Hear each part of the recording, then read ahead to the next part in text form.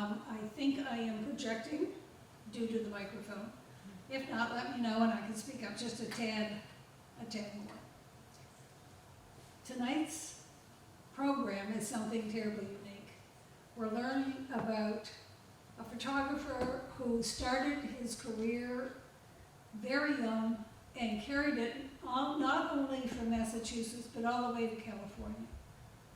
We will get the story from Mr. Jackman, who we are very, very pleased to have with us tonight. Bob is an educator, a teacher, and if you haven't been to any of his courses, he does teach at the adult education centers. I know he's teaching in Situate, Cohasset, Duxbury? Marshfield.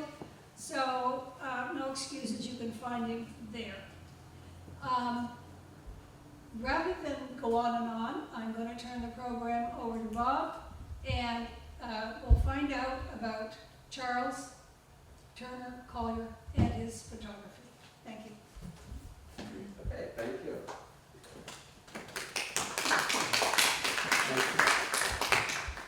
All right, so basically what happened today is that my class in Situate ran over by about a half an hour, and then when the class finished, one of the students brought up an album and said, "I've got to show you this album." And so we spent another half hour looking at that. So, you know, I lost about an hour of my preparation time, but I think that, you know, we'll get through this tonight, probably by 11 o'clock, certainly.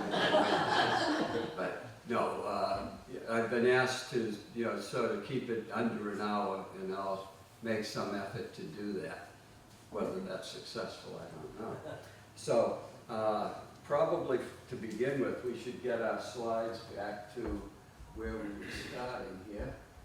And so, basically,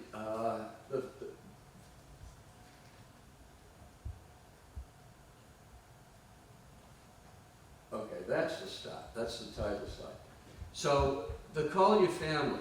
The Collier family actually start off settlers of Situate. And their initial piece of property that they had was on Third Cliff. And they also took over some of the marsh islands, which now are quite close to what we call 3A. So if you know where 3A is in Situate, those islands to the ocean side that you see there, is about 4 of them. Those were taken over by the Colliers as well.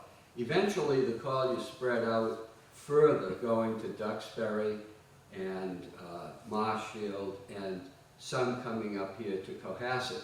The ones who came to Cohasset tended to get very involved in the shipping field. Some of them were involved as fishermen, you know, they were captains of fishing ships. Others were captains of merchant marine ships. So the Colliers developed a rich tradition of going to the sea. Unfortunately, many of the Colliers perished at sea. Charles's grandfather basically told his son, you know, you can't go to sea, you can't go to sea. And so Christopher, the son, Christopher Collier, was forced to become a mason, and he actually worked in the mason trade for 5 or 6 years up in Boston, and unfortunately he eventually came back to Cohasset and took to the sea as a merchant captain. In 1862, he was one of those captains who, his ship went down, nothing's ever been heard of it. Clearly the Civil War was going on at that time, but nothing's been written about anybody knowing, hey, we sank that particular ship or that type of thing. So probably it was lost at sea due to severe weather conditions. And so basically, when Charles Collier was only about 8 or 10 years old, 12 years old actually, what happened is his father perished at sea. And so, again, the refrain came up, you know, you can't go to sea. And so he completed his education probably at the age of 14, and I think right at that point, he probably started some sort of an apprenticeship with another photographer, possibly here on the South Shore, possibly up in Boston. I'm not sure of who he apprenticed under. The first photographer that I believe was operating on the South Shore was Martin Chandler of Marshfield. The very dawn of photography was about 1836 over in France. Martin Chandler was doing photography in Marshfield in 1841. And so we're talking just 5 years after the discovery of photography, you had a photographer here on the South Shore. There were relatively few photographers up until the time of the Civil War. The Civil War clearly created a much stronger market for photography. You had half a dozen companies following the Union forces. You had another half dozen companies following the Confederate forces, and each one of these had a number of photographers working with them. Collier gets trained, and about 1868 seemed to be the first of the photographs that he took and printed under his own name. So by the age of 18, he considered himself to be a professional photographer. So that gives you some history on the Collier family. As far as some of the other photographers on the South Shore, I'll try and mention those photographers. Martin from Norwell did a lot of photography here in Cohasset, and so I'll try to mention him particularly at the end of the show here. Now, Charles Turner Collier, basically what happens is that he starts life out in Cohasset and printing and selling his photographs in Cohasset. At some point, he becomes involved over in Rockland. Oftentimes, historians like to speak as if there's a straight line progression in the lives of people. I think with Collier, it was not really such a straight line. I think that at times he left Cohasset and then came back. And there are some photographs that he took as late as 1876 in Cohasset, although at that time he was living over in Brockton. In fact, one of his stereo cards on the back lists his address as Brockton, even though it's a Cohasset scene. So he's clearly got some connection here, family members. He's probably selling some of his stereo views from earlier years through some of the local, general store and that type of thing. So when he leaves Cohasset, he first goes to Rockland. He marries a Rockland girl. He moves down to East Bridgewater, and the incentive there was that there was a photographer from East Bridgewater by the name of Barrett. He was very successful, and he wanted to move up to Brockton, but he didn't want to give up his own business in East Bridgewater, and so he hired Collier to run the East Bridgewater studio for him. As time went by, apparently Collier developed his own following in the Bridgewater, Brockton area. And so then he opened his own studio in Brockton. I don't know whether his wife died, his first wife, whether they got divorced, but it seems that at some point they separate, go separate ways, whether she's alive or dead, I don't know. But then he shows up out in California. And in California, he marries another woman. She's originally from the Midwest, but I believe they met in California. And they live in Riverside, California. And actually, the Riverside Museum has Charles Collier photographs on display in the museum. And so that's really the only museum that has his photographs on display. He was quite good. He wasn't great, he wasn't Ansel Adams, something of that sort, but I think that he was good for his time, and certainly the quality of the equipment. I think when he starts off in Cohasset, he's using sort of lower quality equipment. I think by the time he's out in his later years in California, he's got some high quality lenses and whatnot that he's taking his photographs with. So, his career ends essentially at the point where he dies out in California. In California, he was both a photographer and a farmer. He owned a substantial sized farm out there at the same time. Now, when you find these Collier photographs, one of the things you'll notice is that on the back they have a stamp. The stamps are not all the same. You can see this one here has sort of tassels and drapery around the perimeter of it, and so this is sort of the drapery stamp, if you will.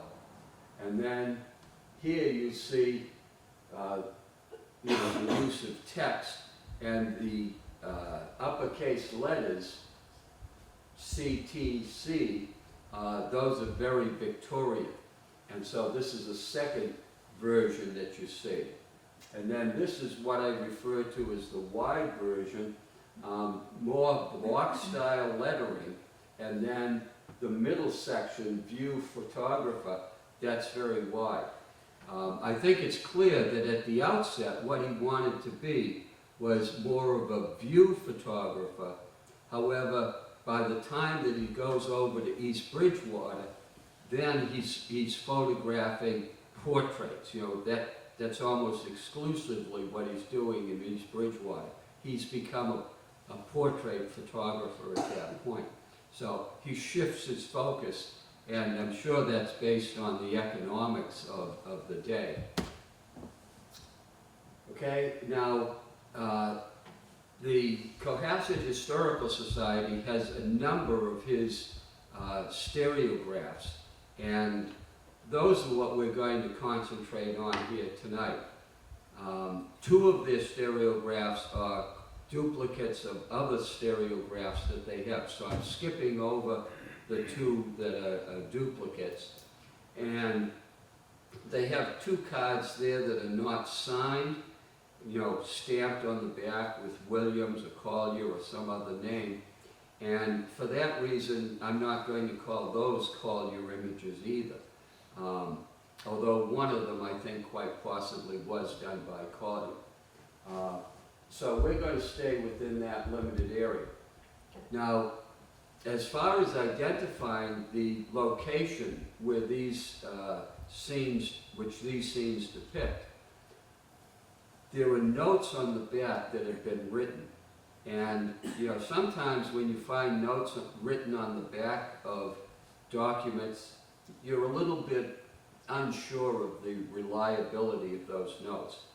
In this case, many of them bear the writing that you see, or the printing you see at the top of that card. And that printing is characteristic of a guy named David Wadsworth. Okay? Now, what happened is he had a pretty good knowledge of Cohasset history. And since he knew what he was talking about, I feel comfortable in relying upon his identification of these cards. He hasn't identified every one of them, but many of them. One of the ones he didn't identify, there was a written passage by somebody else by the name of Gilbert Tower, another fellow who knew quite a bit about local history. If any of you have seen these huge maps by Gilbert Tower, he was the Cohasset town engineer and quite a history buff himself. And so, I consider his note to be reliable as well. So basically, when you look at these images, there are two images here. They don't look identical to one another. And that's because they were taken by two different cameras. They're taken at the same time, but you had cameras on either side. And those two different cameras, because they're looking slightly differently at the same scene, one shows more of the left side, one shows more of the right, but you have the effect of creating modeling or shading. When photography was very originally invented, the first criticism was it's not like real art because it doesn't show the three-dimensional aspect of an object. And so even back in the days of daguerreotypes, there were actually stereo views done with daguerreotypes in order to create this three-dimensional appearance. Now, we haven't got with us tonight one of those little stereoscopes, but that was the correct way in the period of viewing images of this sort. When you look through the stereo, you work it back and forth. Number one, it's enlarging the image, so you're getting a magnification. But number two, when the images are lined up properly, then everything looks very three-dimensional. Remember the stereo cards? You used to go to the movies and they would give you these little lenses and you'd put them on and you could see the movie in stereo. Remember doing that as kids? I do anyway. Maybe I grew up with a weird theater, I don't know. But that's the correct way of viewing these. And so, what I'm interested in, I like to know where an image comes from. A lot of times, there's a tendency for people to look at an old photograph and say, well, I don't know just how old that is. Well, 1900 sounds good. So there's a heck of a lot of photographs out there that are attributed to 1900.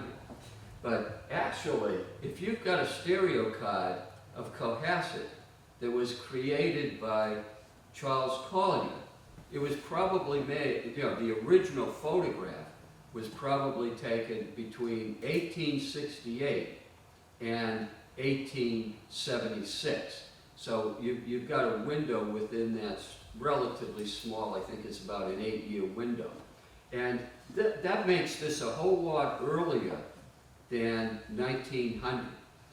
That in itself is a way of somewhat dating the images you're looking at. Just knowing when that particular photographer, Collier, was active in this particular town, Cohasset, then you're able to say, every one of the cards we see here tonight was made between the original photo was taken between 1868 and 1876. And that's a whole lot better than saying, well, it's an old photo, it must be 1900. I mean, that's the standard thing you hear so much of the time. It's very important that you have some images that predate that period. Oh, I left out a slide. Okay, so now what we're looking at, we're looking to the next slide here. And this is a stereograph by Collier. And this shows the Meeting House Pond. That's the back that you see there. And you'll notice there's a note there by David that says first flagpole. So apparently David had done some research and decided when that first flagpole went up, and he added that onto the historical notes. Now what I like to do, I give a lot of talks. In order to give an interesting talk, I have to have some illustrations. And so with the stereo images, I'll take one of the two sides, and usually with stereo photos, one of them is going to be slightly out of focus. You know, one will be sharp, one will be out of focus. After 1900, both sides are in focus, but prior to that, usually one side's in focus. And so I'll take the side that's in focus, as you see here, and, you know, Photoshop it a little bit and come up with an image, which then is suitable to use in making a presentation. Let's say I'm talking about the rebuilding of Cohasset Common. This becomes a basis for addressing subjects of that kind. So, from my point of view, when you take photographs like this, what one ought to be doing is also recognizing who was the photographer and what was, you know, what was the time frame. And once you do that, then you've got a much more specific way of talking. Okay, now the next image that you see here, this is another one of the cards, and you can see this doesn't have a whole lot of notations on it. But what happens, it's a duplicate. And so, hey, if you know when the other one, and what the other one was labeled was Meeting House Pond, then, hey, this is Meeting House Pond as well. So that's how that works out.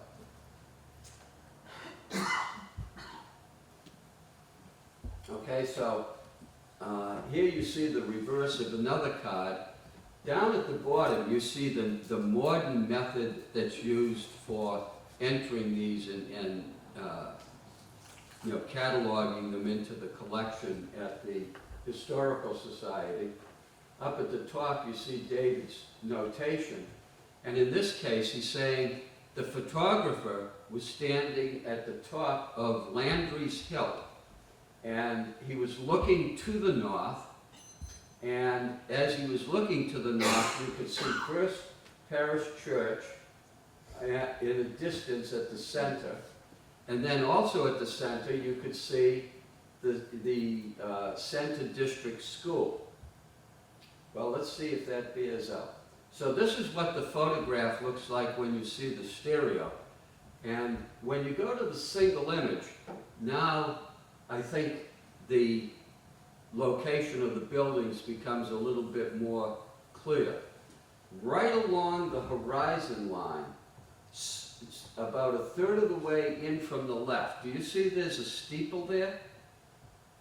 So that's the church that he's saying you can see in the distance.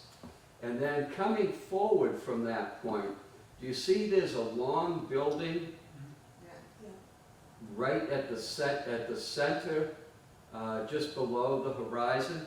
So that then is the Center District School. Okay? So this then becomes a way of identifying some of these buildings, some of which no longer exist. This is a photograph of the Center District School, and since that building doesn't exist any longer, it's kind of nice to know that someplace there's a photograph that shows it. It shows what the building looks like, and it's also showing the shape of the building. So these photos start to take on their own significance as a way of understanding the history of the town.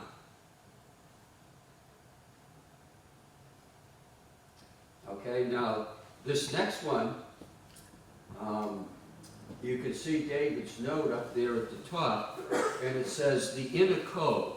So the Inner Cove is part of Cohasset Harbor, and it says looking from Border Street. So you're over in the vicinity of Border Street, and you're looking across to Margin Street. And you'll see further down, he's got this notation, Clarence Barron's house at center. That's actually not quite an accurate statement. Over here in pencil, it says the Lawrence Barrett house is at the center. Back at the time this picture was taken, about 1870, it was the Lawrence Barrett house. Okay? So that house was built around 1850, and then it was purchased by Lawrence Barrett, who was one of the most famous American actors of his generation. He was at one point voted the leading actor in England for one season over in London. And so Lawrence Barrett was quite a performer.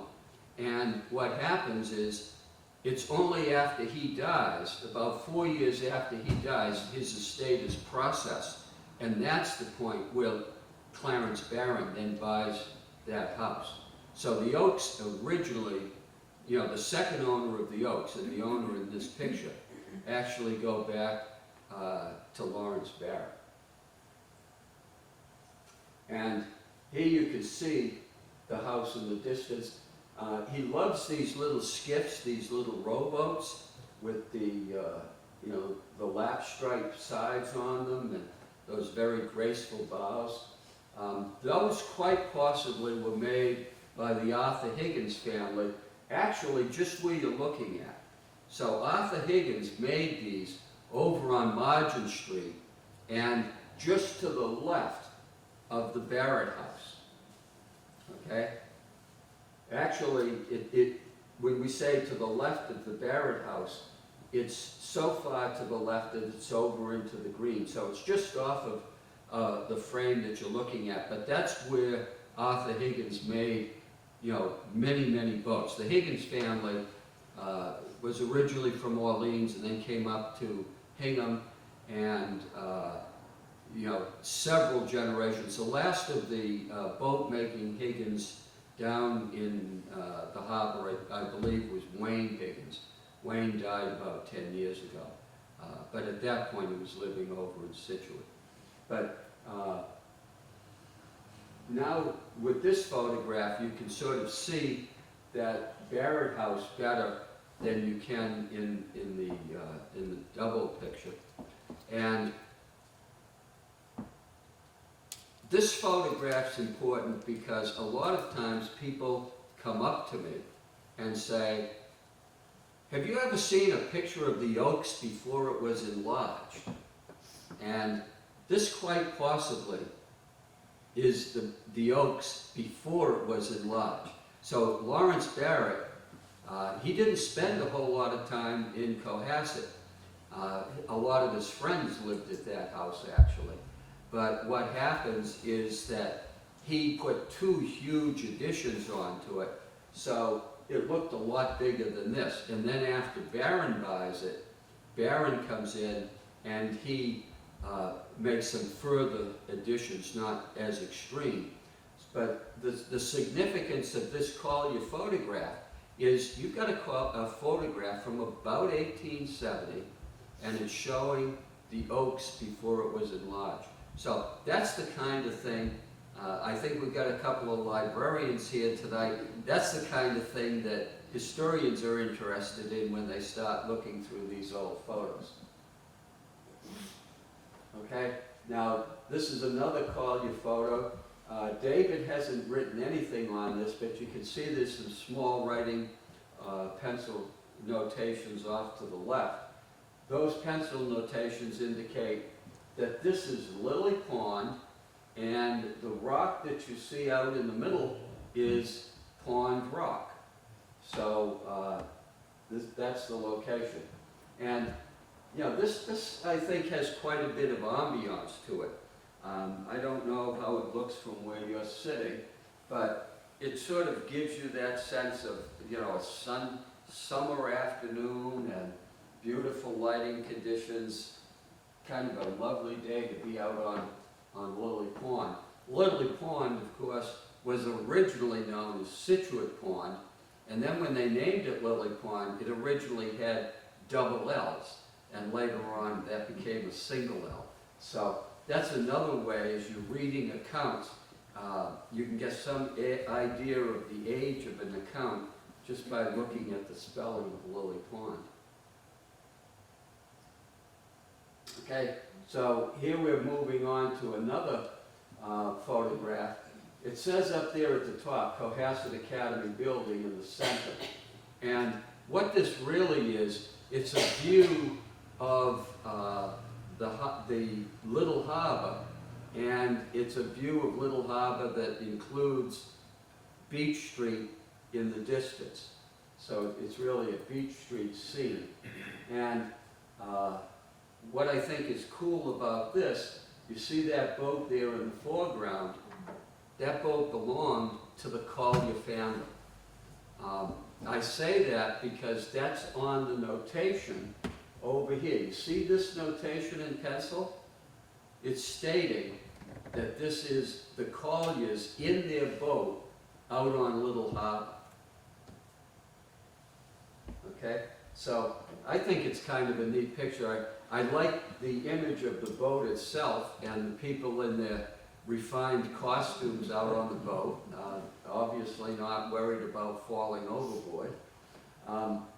But in the distance, you can see the buildings that are on Beach Street, and I believe what's happened is that by this time maybe Cohasset Academy had been moved.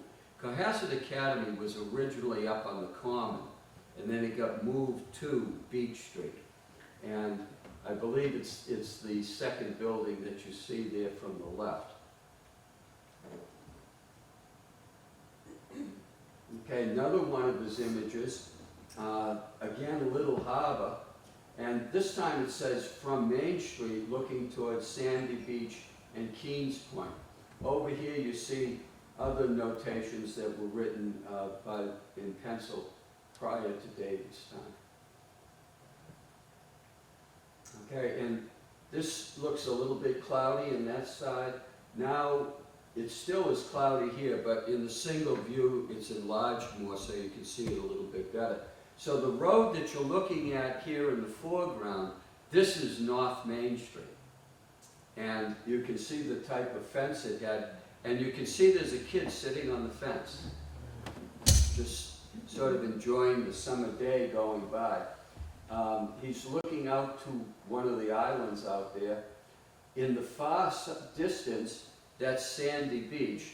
And then coming in here from the right, you see that point that's projecting, that would be Keens Point. So that gives you something of the way Little Harbor looked at that particular time. Okay? You can see this next card has a lot of notations written on it, and maybe someone can help me with this. As far as David was concerned, he was not able to identify the location that this photo was taken from. He was able to identify some of the buildings that appear in the photo. And so he's basically written, First Parish Church is at the left, the Second Congregational is to the right, Town Hall before the rear mezzanine was added, and then Beach Street houses to the right. And so he further adds, it's a view looking from the northwest. So there's some point to the northwest, and a person's looking here, and this is what they see as they look back down towards the center of the town. What I find amazing about this shows you those pillows of Avalon granite. You know, one big pillow of Avalon granite right next to another big pillow. And then what's even more interesting than the granite pillows are the stone walls. Those stone walls are separating one sheep grazing area from another sheep grazing area. Obviously, the northern half of Cohasset was not very useful for farming. The southern half, there was some fertile soil, particularly out towards Beechwood. But the northern half had so much of this Avalon granite that, it was suitable for pasture, for sheep, or also for woodlots. But that was about its limited use. And that's why when the tourists began to arrive, then the tourists found all this land just being available. It wasn't locked up the way that it was locked up in many other areas. So this is very interesting for these massive stone walls that you see built here, and the way that they're cutting up the landscape. Imagine trying to raise a herd of sheep on such thin soil. I mean, this is pillars of granite that are just very lightly clad with, glacial debris. There's not much of anything that's going to grow in there. Down in the little ravines or the cracks in the rock, there's little bits of stuff growing, and that little bit of greenery fed a few sheep, but it wasn't a big, huge, prosperous herd. Okay, then we come to this next card, and you notice that up at the top, David is written in, the Glaze Hotel is in the background. And as you look at this, I think this is another very fine atmospheric view. I think this shows Collier at the upper part of his range as a view photographer, as an artistic photographer.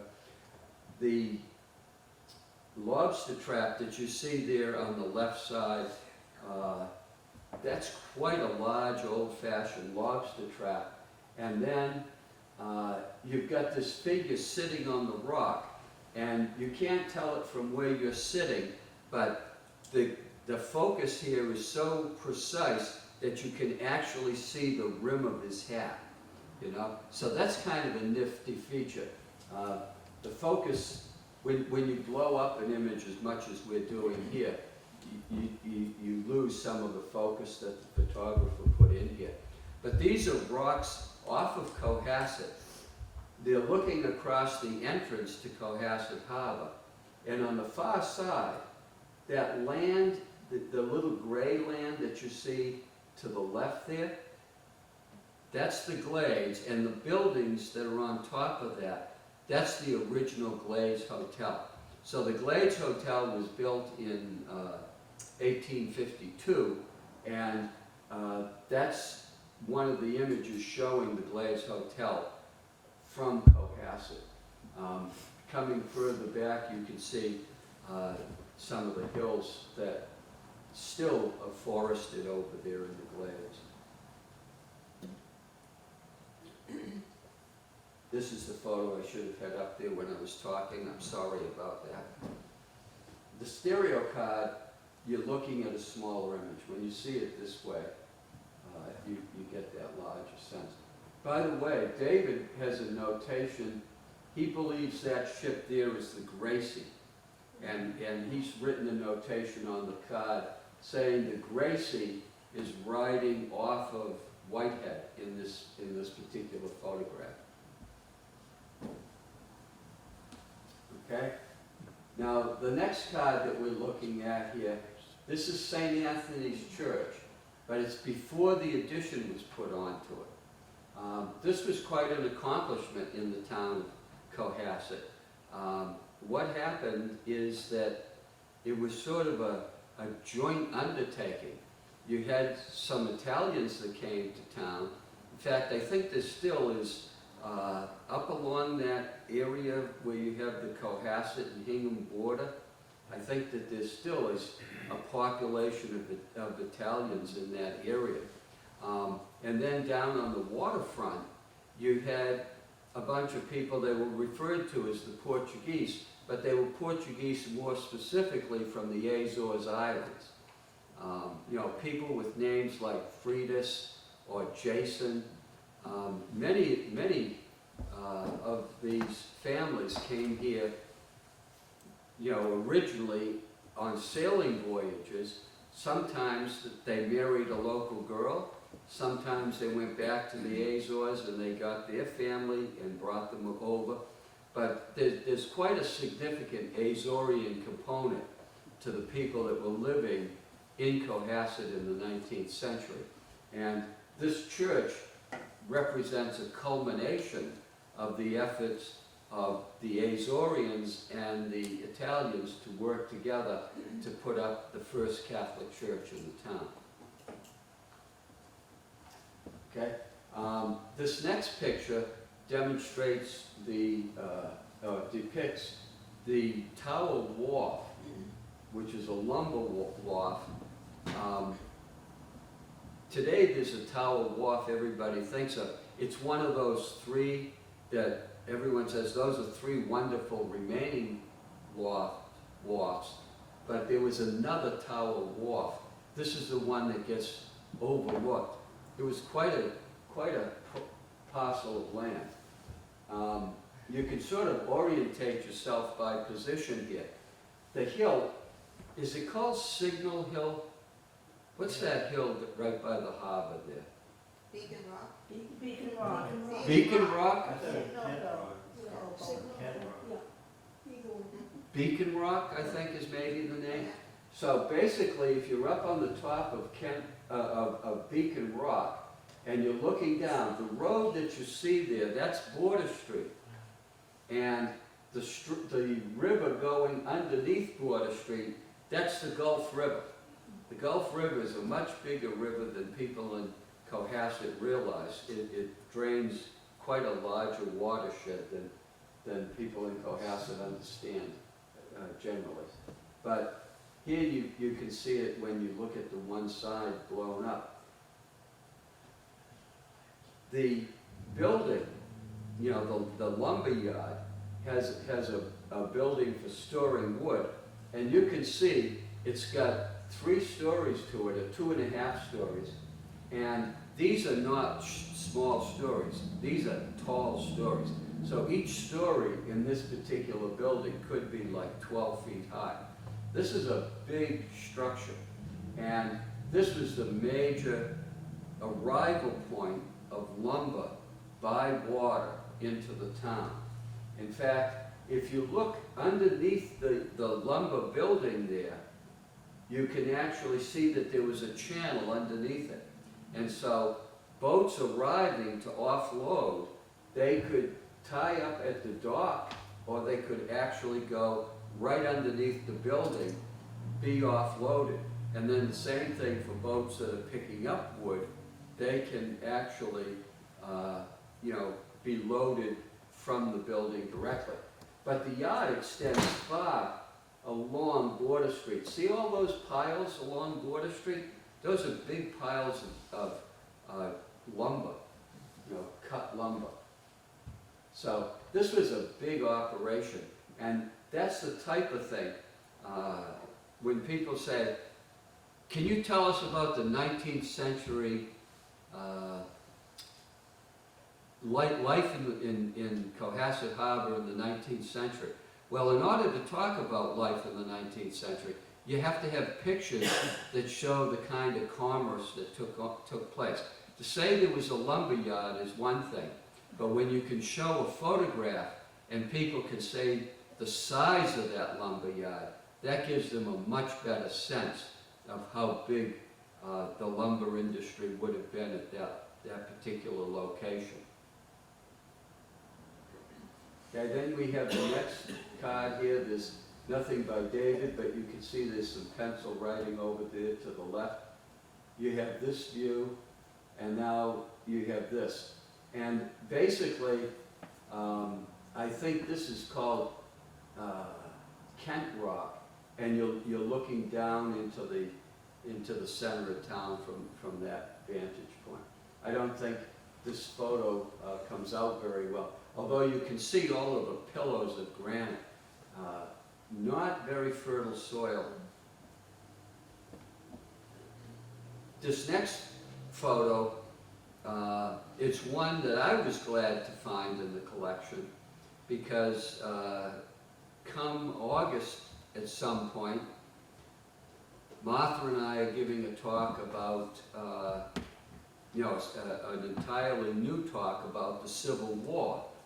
And that's going to be over at the Historical Society, at the Cohasset Senior Center. And when we give that presentation, part of it's going to involve materials that were written down by Joel Wilcott. Joel Wilcott was a very important figure in town, not only for the role that he played in a contemporary life, but the fact that he maintained a huge series of journals during his life. So that's one of the best sources of documentation on Cohasset life in the 19th century. So Joe Collier is somebody, Joe Wilcott, excuse me, is somebody that, in order to pull off this program that Martha and I are talking about, I needed some images to go along with him. And this stereo card, what happens is a stereo card may sometimes look like it's just so beat up. There's multiple problems here. One is that the photographic paper that's attached to the cardboard, that's very, very thin paper. Secondly, the cardboard has lots of acid content to it, a lot of sulfur within that. And so as the sulfur reacts with moisture in the air and whatnot, you're producing acid, and the acids are attacking the photograph. And your image can suffer significant degradation. Now, I was able to come up by playing around with Photoshop with this image. And I think that's a pretty neat image of a house that used to be over on Elm Street. It's not there anymore. It's not something we can say, oh, gee, we don't have a period photo, why don't we go over there and photograph it today? It's not there to photograph today. But I think when you see this small gambrel, you have a very strong sense of what the Joel Wilcott house looks like. So this collection of photographs is valuable for what they tell us about Collier himself as a photographer, but they're also valuable for the insight that they give us into Cohasset history and as a way of documenting Cohasset history. I think the fact that they've got these 20 or so cards there, it's very good that those are there. Okay, now this next one, up here at the side, it tells you basically where it is. You're looking easterly from a tower. The tower is on South Main Street, and it belongs to a fellow by the name of S.T. Snow. Now, you might say, well, why would someone have a tower? There were basically a couple of reasons for having towers. One reason for a tower was a windmill. And you might say, well, if you're not grinding grain, why would you build a windmill? Actually, most of the windmills built in 19th century Cohasset had nothing at all to do with grinding. What they did is they pumped water.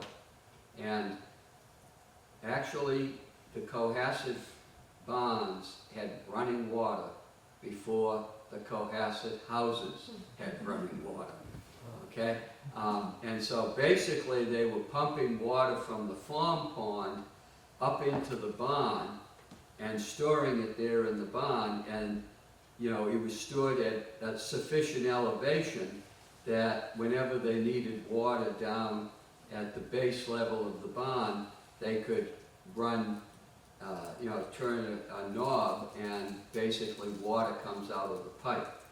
They didn't have that kind of running water in their homes at that time. So basically, these towers, they were usually built for the purpose of pumping water, and there were water towers as in, here you get this long view. Here you can get a little bit better sense. clearly there's a road here in the foreground, but you're looking kind of across and out towards the harbor. I don't think there's a whole lot there that you can identify as far as buildings go. I think probably if David could have identified them, he would have identified them. Okay, now, other Cohasset stereographs that are in the Cohasset collection. One guy that's quite interesting is J.C. Hill. Hill was from Brookline, Massachusetts.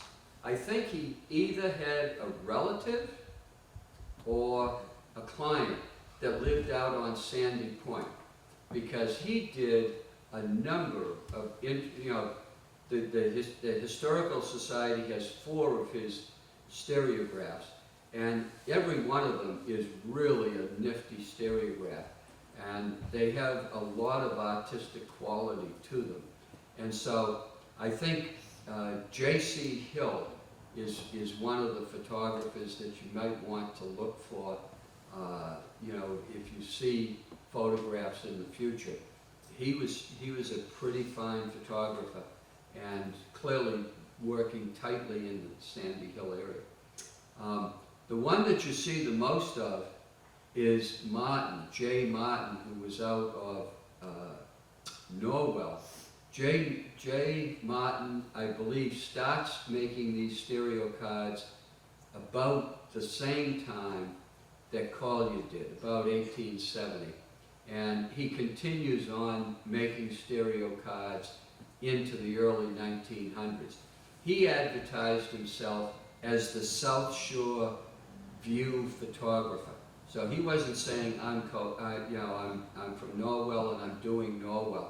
He said, I'm from Norwell and I'm doing the whole South Shore. And you actually have in the Historical Society more photographs by Martin than you have by Collier. But Martin's photographs are of good quality, and I think they add a significant amount of insight into the history of the town. Gives you some basis of documenting the town. Another photographer that you come across is John Soule. John Soule was on Washington Street up in Boston. There's only one at the Historical Society, but it's a nice image.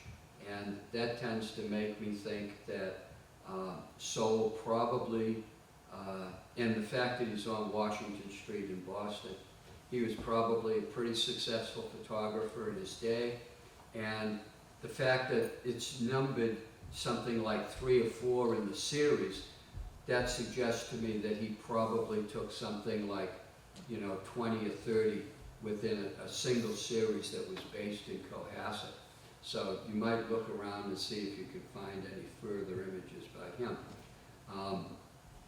I should also mention that the Paul Pratt Library has got some stereo cards. Most of their stereo cards are actually from New Hampshire. However, there are 5 stereo cards there which were done by Martin that depict Cohasset scenes. And 2 of those overlap with images that Collier did. And so I've been able to identify those. The other 3, I don't know what the locations are. And I was hoping I could have enough time to show you those tonight, but that's not going to be the case. I think that we're, we started around 7:30 and now it's about 8:30, and I'm supposed to be under an hour. And so what we're going to do, we're going to go to the end, and thank you for coming. I hope you enjoyed it. Hope you find some stereo cards out there in the future and have some fun with them. Thank you. Any questions? No questions, huh?